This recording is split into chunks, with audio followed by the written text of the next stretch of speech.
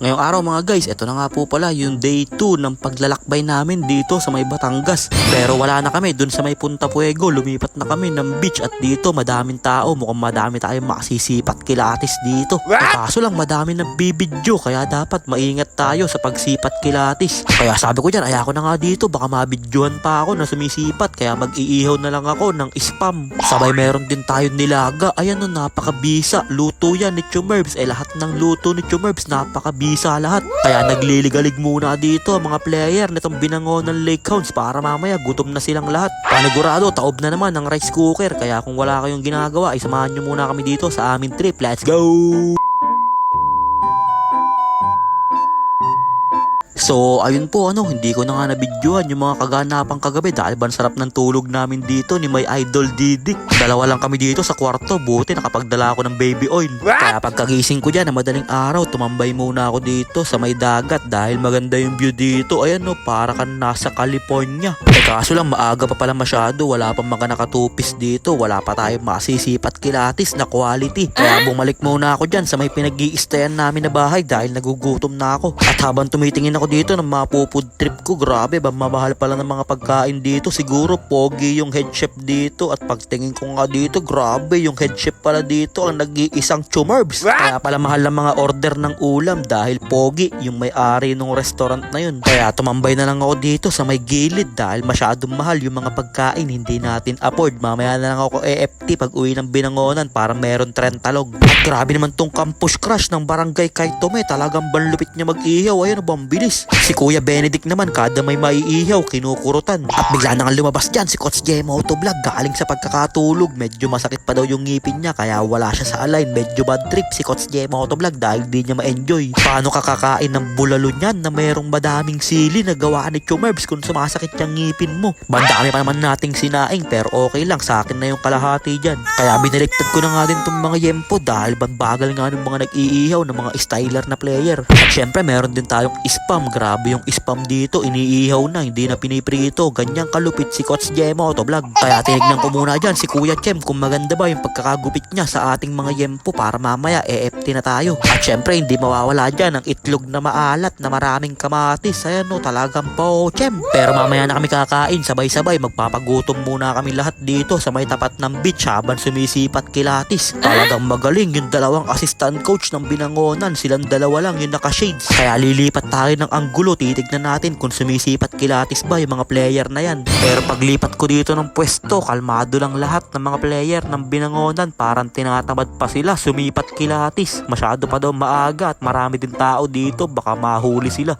mabidyohan pa sila na para silang si Aquaman. Kaya sabi nila, tara maligo na lang tayo sa may dagat para hindi tayo masyado halata pagka naninipat tayo. Kaso lang sa kasamaang palad, puro kalokohan itong mga player ng Binangonan. Sinasampahan pa nila yung bangka ni Manong. Pero kami dito, nila Kuya Kurt, tamang chill lang kami dahil mababait kami dito. Nila Kuya Vince, hindi kami naninira ng bangka. Sumisipat lang ng onte pero hindi kami nakakaperwisyo sa kapwa. At talagang ayaw magpasaway dito ng mga player ng Binangonan Lake Hounds. Sinasampahan pa din nila yung bangka, bibigat pa naman nila. Kaya pinuntahan na nga sila ng may-ari ng bangka. Sabi sa kanila, panggugulo nyo pag nasira yan, babayaran nyo ba yan? Babayaran yan!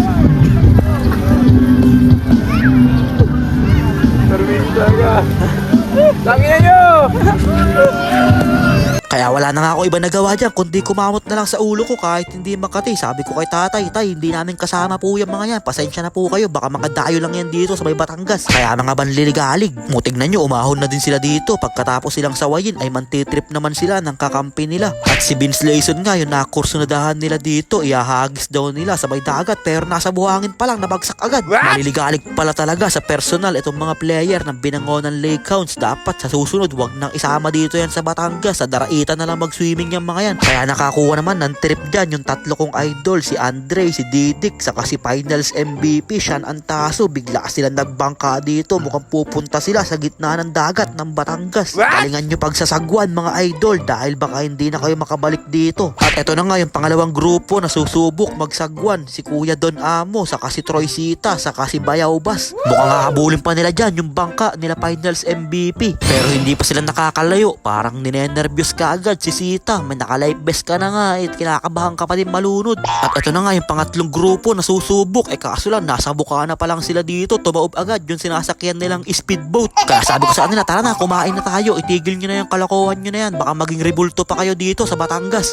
Kaya bumalik na ako dito sa may bahay na tinutuluyan namin para humigop ng napakasarap at napakainit na sabaw nitong bulalo. Talagang napakasarap na naman ng ating mga food trip. Talagang pochem. At habang nasa gitna pa ng dagat, yung mga player ng Binangonan ay kumain na din ako dito dahil nagugutom na ako. Hindi ko na sila iintayin. Kaya salamat kay Chumerb sa napakasarap na mga ulam natin ngayong pananghalian. Solid. Kaya salamat po ulit kay Mayor Cesar, saka po kay Mayora, saka syempre kay Boss Admin Russell Enares sa mga pa-food trip dito sa amin. Talagang busog na busog po kaming lahat. Wala na po kaming ibang ginawa dito kung hindi manipat, matulog, kumain, pagkatapos kumain, kain ulit. At ayun na din pala yung last na kain namin dito sa may Batangas dahil nag-pack up na kami ng mga kagamitan namin dahil uuwi na din kami sa Binangonan. Dahil baka maging lokal na kami dito sa may Batangas pag nag-stay pa kami ng mga ilang araw. Mahina pati ang signal dito, bawal sa may mga jowa, hindi makakapag-update, baka pag uwi nyo, break na kayo. Nag-outing lang kami sa Batangas, pag uwi nyo, wala na kayong jowa. Kaya nagre-ready na din kami dyan para mamaya makabounce na kami pa uwi ng Binangonan. At maya-maya lang, bigla ko pa nga nakita dito si Captain Didik na walang tsinelas. Ayan o, parang lokal lang sa Batangas. At bigla na nga din nagkasundo dito ang point guard saka ang shooting guard. Mukhang may nasisipat kilatis sila banda dun. Ayan o, grabe naman si Finals MVP. Talagang titig malagkit. Parang gusto na kagatin si Benedict. Kaya nagpa-picture muna sila dito sa may-ari ng restaurant bago kami umuwi dahil baka makapag-take out pa daw kami ng chiksilog.